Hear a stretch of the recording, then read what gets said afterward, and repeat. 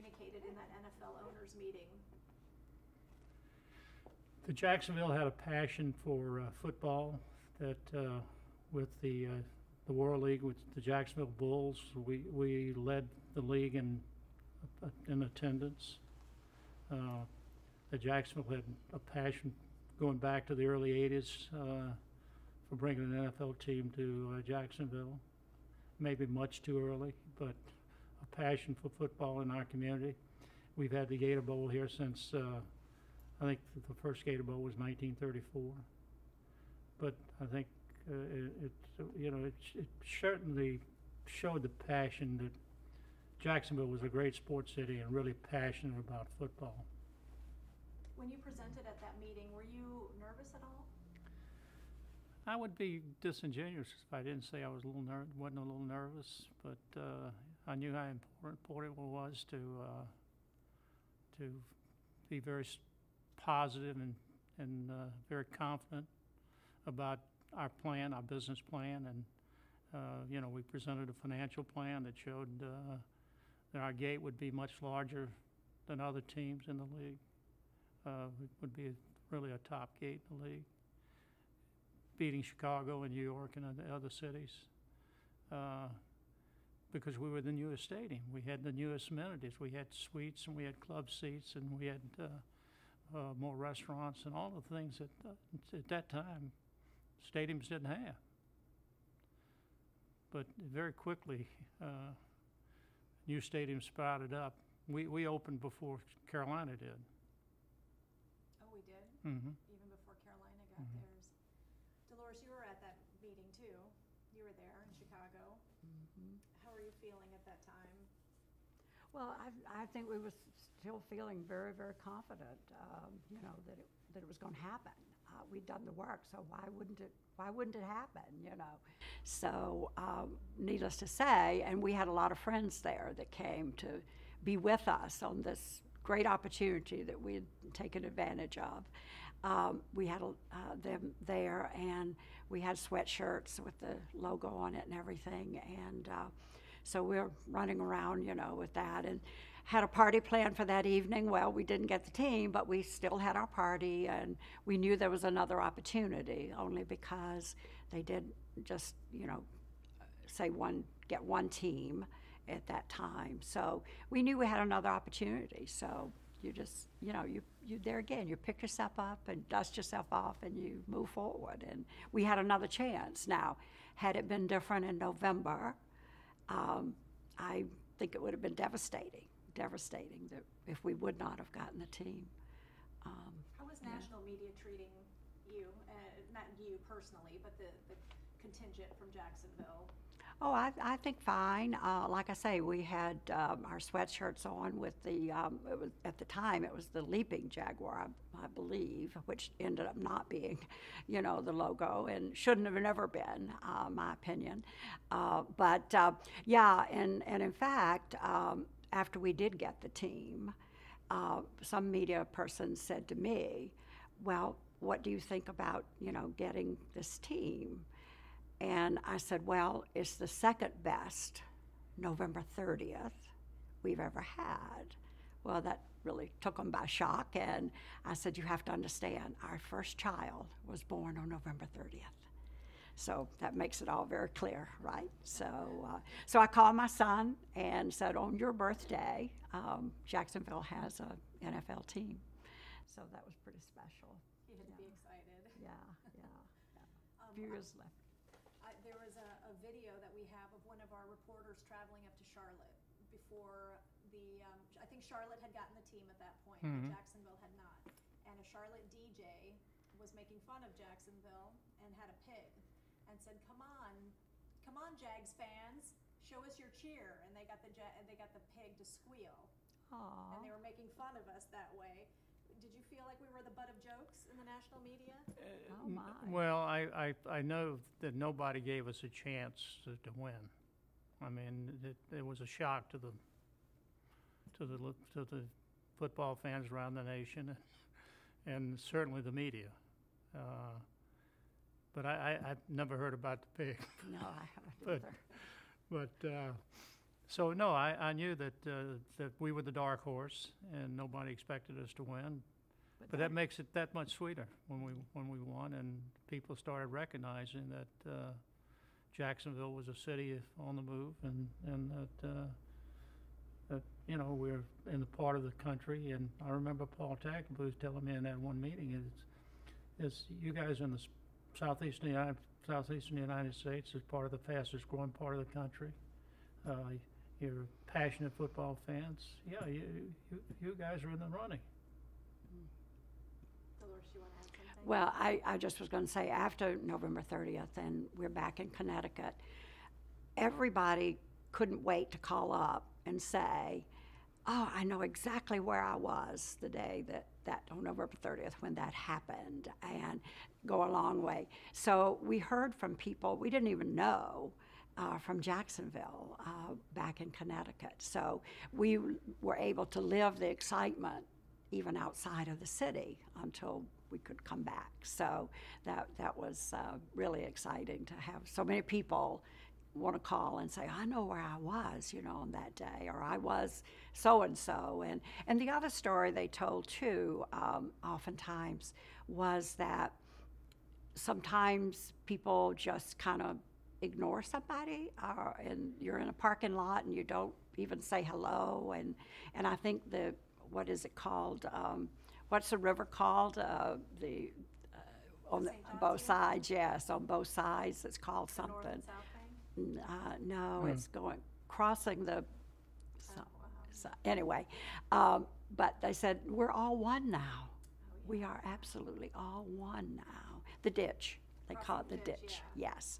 So, you know, it's great to be a part of something that so many people can be a part of, can be proud of, and see the change already. It was just wonderful. Yeah, it definitely unites a city, Mm-hmm. a populace. Sure, yeah. So were you both in that room at the Hyatt when awaiting that second Oh, decision? yeah. Mm-hmm. So I had heard that they would tell you that if you got it, somebody would escort you. Some would come up and get us. And I actually had been walking up and down the hall, and I saw the elevator door open, and I recognized one of the security people from the NFL. And he was walking up our hallway because we were the only ones in that wing. And so I rushed back into the suite that we had there and said, we got the team, we got the team. And, Was this before he had told you? oh yeah. Well, And then he came in, well, I'll tell you the rest of the story. He came in and said, Mr. Weaver, grab whoever you're gonna bring down to the commissioners, to meet with the commissioner. And Petway and Selden, and Ed Austin. So we're going through, and they're taking us through the back way in the gunnels.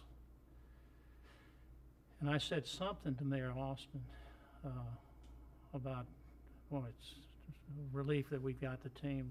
I don't remember what I said, and the security said, Mr. Weaver, I didn't say you got the team. of course, he would have been in trouble had he have said that. Because she was already prancing around downstairs. Well, you read in the book that Bill Bedwell came up to me and said, well, it looks like the NFL's going to the Cats.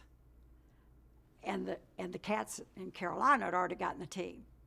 So I think that's what made him really think, because I bust a beeline to go say, you know. But that was even before the security person Well, came yeah, it in. was. Yeah. But that's what made you think. That we got the And team, it certainly for would. sure. So I would have been after him, you know, with all clubs if we wouldn't have gotten that team.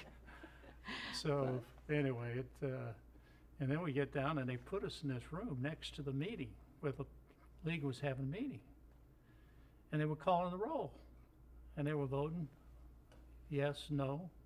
I don't know what they were voting on. I'm thinking, wait a minute, they're voting on the team. And whatever they were voting on was voted down. And I said, my God, what are they voting on? Because nobody had come in the room and said anything to us yet. Ed Austin came over and put his arm. He said, even if we don't get the team, love you, man.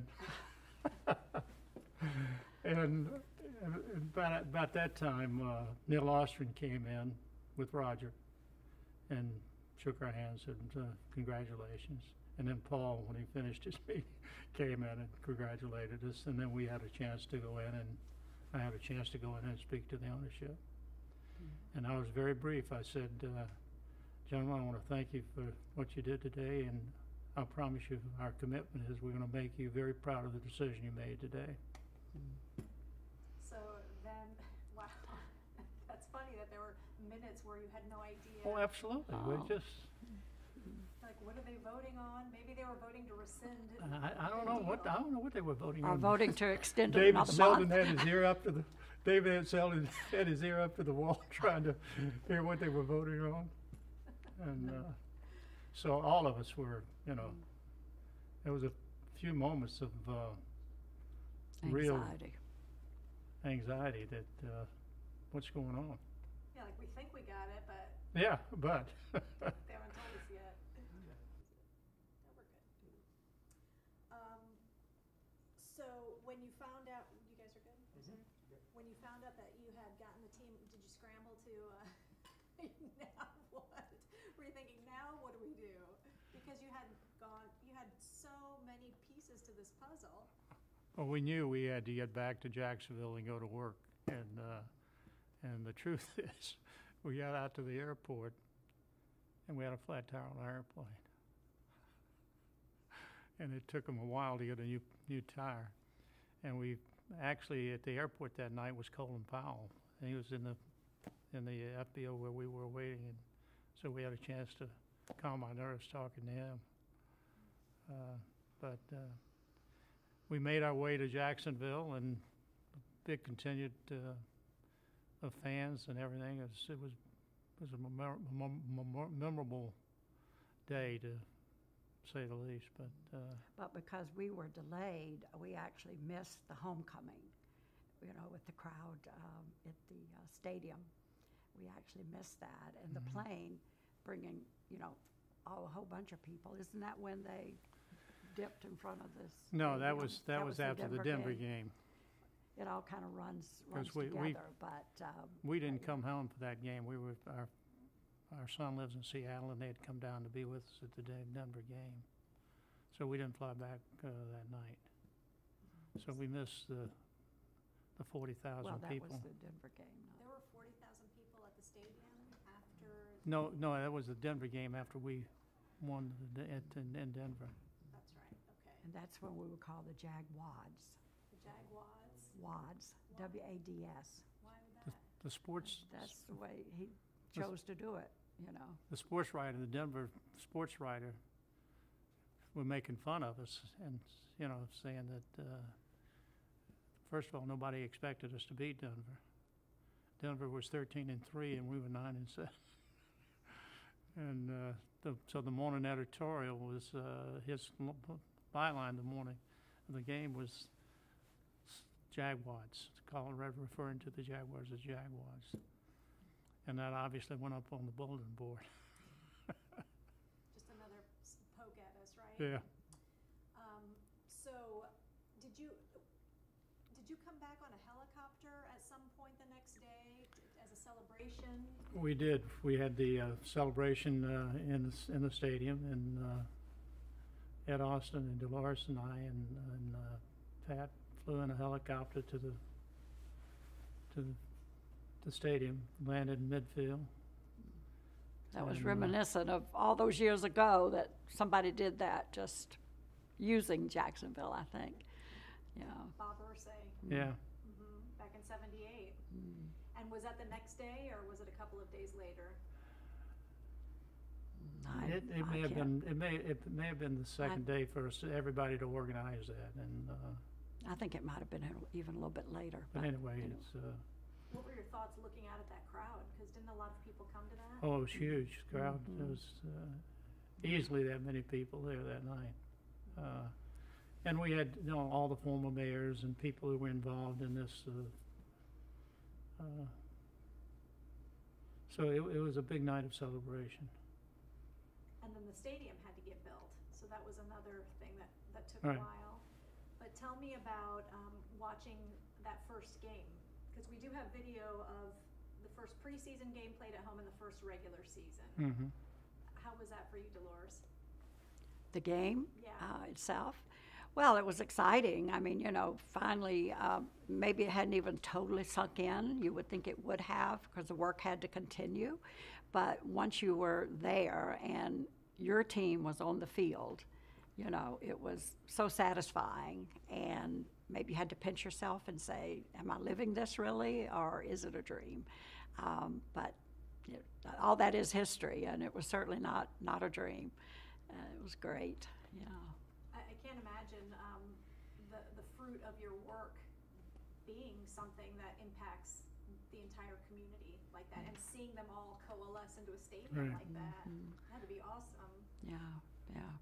Well, I remember Ed Austin saying on one game day that this is more than we could ever hope for, seeing people piling into our stadium here, and people of all diversity, and everybody with a common goal. Let's win a football game. So that was a big thing about bringing the community together, and I think it has over the years. Even though we have a long way to go, it's kind of the glue that brings the community together. A lot of people that I've interviewed have said that Jacksonville had an inferiority complex for many, many years, and that the Jags have helped overcome that in many ways. Well, I think everybody lifted everybody's esteem about the city and how people felt about the city, and I think the Super Bowl did the same thing. And let's not forget, I think getting rid of the smokestacks had a lot to do with Jacksonville feeling good about itself. Now, you weren't here for that. No. though. No, And that is no. going to be one thing that I do cover in my story. I mean, what are the stories you heard about Jacksonville in that era? Well, it just was, a stinky place, and nobody wanted to be there, and claimed that. And I think that's why people had an inferiority complex, is because it was a stinky place to be. So We that never was- saw, even though we came here in 1983 to Mee Island and came back every year for the Boston Long tennis tournaments. I think we only came to Jacksonville one time. A couple brought us to Jacksonville to have dinner at the River Club. And I thought that was great, looking over the river and beautiful. But so we didn't have the impression of Jacksonville, of the paper mills and the stench. Well, But it was the reputation, and clearly it hung heavy over the esteem of the community. Well, but I really think, and I believe that still to today, that it's the people of Jacksonville that's so important, and the diversity, and the Southern charm, and ever how you look at it. But I think it is the people that we fell in love with before we fell in love with the community, because everybody just was really special and treated us special, and the truth be known, they still do, but I think it's the people of Jacksonville that makes it what it is, even beyond probably football. And because we do have an interview with Tom Coughlin, I do want to ask you briefly, how did you come to choose Tom to lead the team? Well, it was interesting. We had interviewed a lot of people. We had a short list of 3 people: Tom Coughlin, Tony Dungy, and the Denver coach. I'm having a senior moment. Wow. Greg Reeves? Pardon? Reeves? Greg Reeves? No. Dan Reeves? No. It went on to Washington. Shanahan? Mike Shanahan? Shanahan. That was our short list. And so anyway, we got I talked to a lot of NFL people, coaches and other people. And I forgot how we got Tom's name, but so I asked David to call his office. and set up an interview, set up a time if he would talk to us. He told whoever his young lady was that was taking some calls from him, said, Mr. Coughlin says he's not interested in a car dealer. He thought the Jaguars were the car. So anyway, we finally got the interview set up, and we did it in a kind of clandestine way, and met him in what was it, a little hotel out near where Foxborough is in the city. What's the name of the city? Anyway.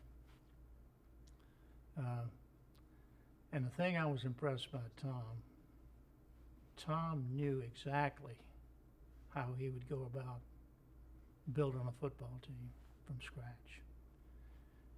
He was very anal in his detail of what he would do, how he would do it. He asked us probably more questions than we asked him. And it was just, I'm thinking,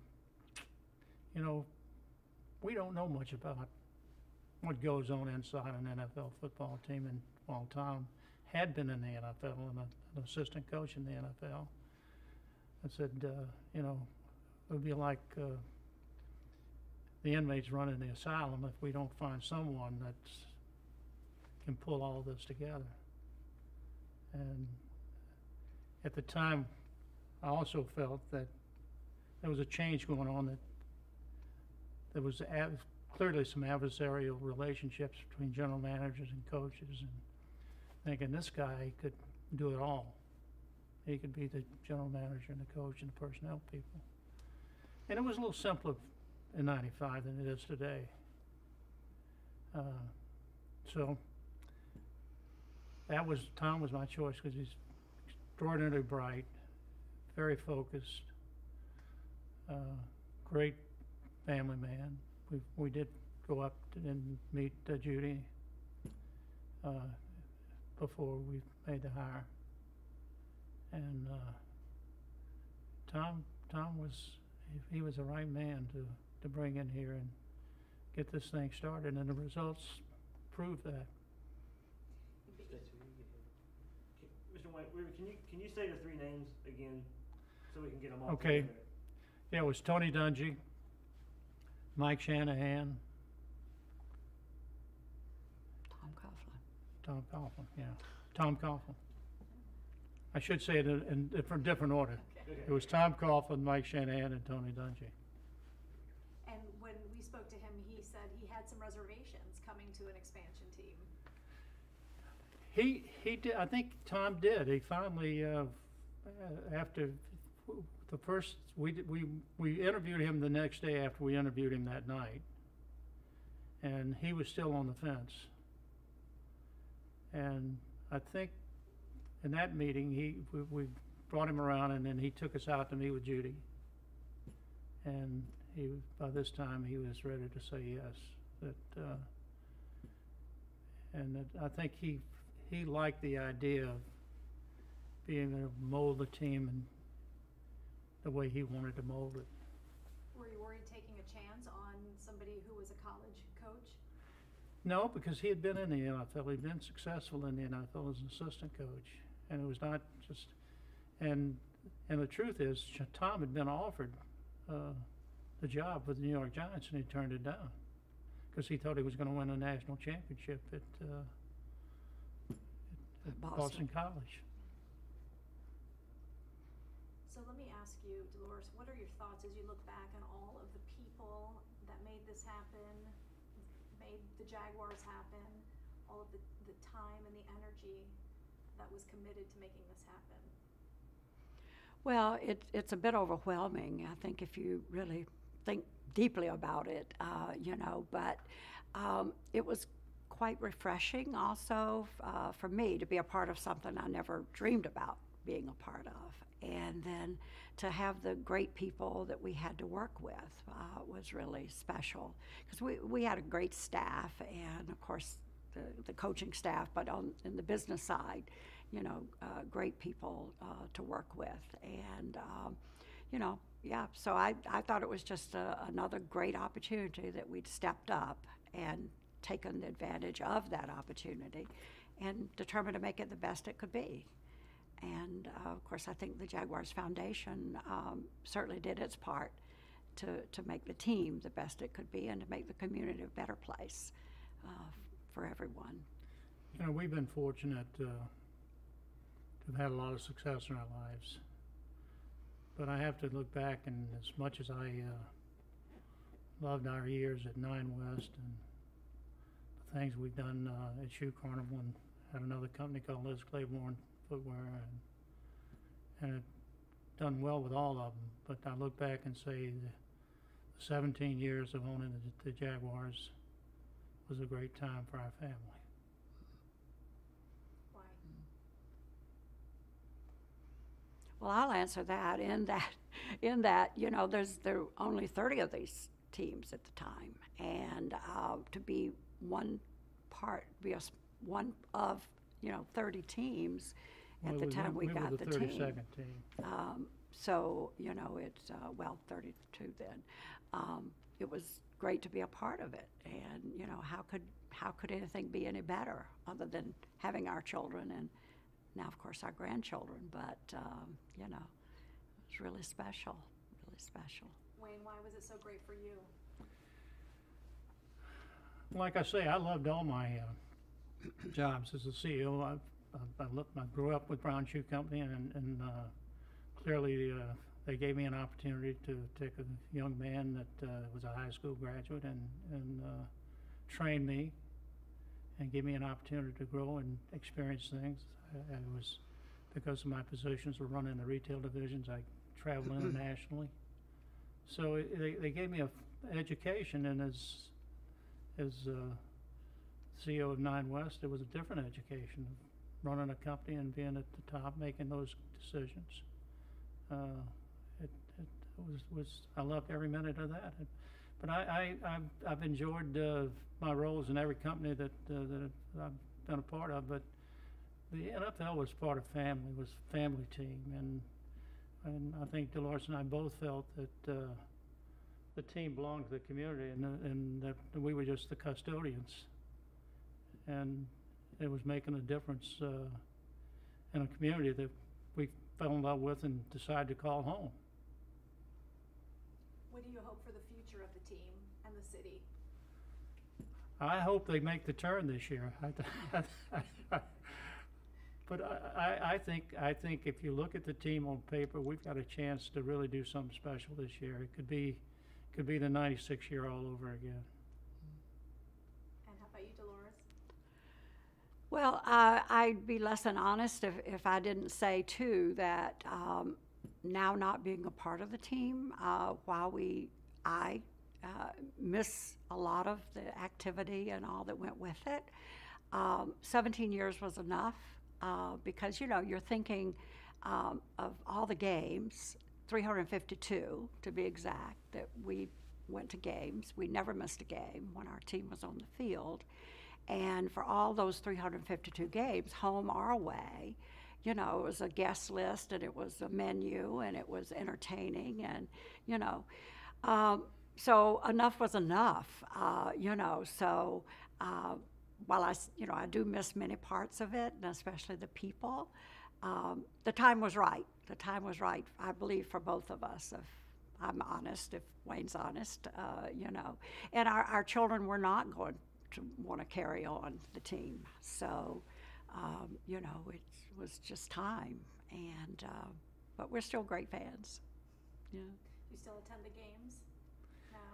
Well, we don't. We kept our suite until last year, but I haven't missed a game. Neither one of us missed watching a game since we left. Well, we had taken a small suite. We moved out of the older suite. We took a small suite. But, and we did that for 3 years to support the team. And, but there again, it was a party every week, for every game. And we didn't travel to the games during those 3 years. But so it was time. There again, it was another break in the cycle, and it was another time. So we watch them on TV now. Eat our popcorn and drink our Coke. Yeah.